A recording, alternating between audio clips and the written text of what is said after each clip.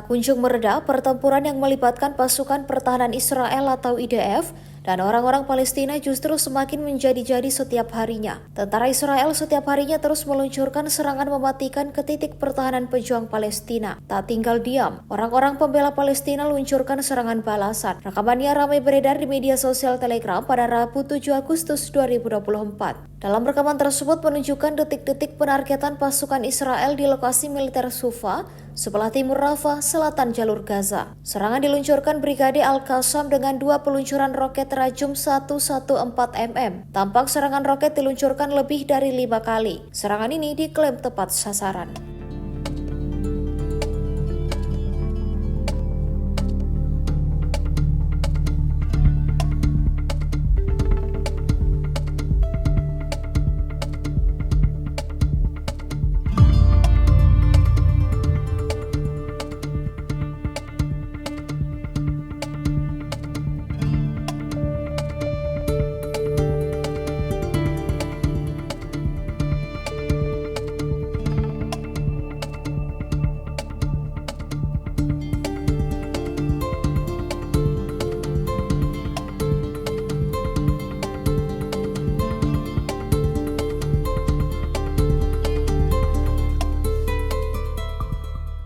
Download Tribun X sekarang, menghadirkan lokal menjadi Indonesia.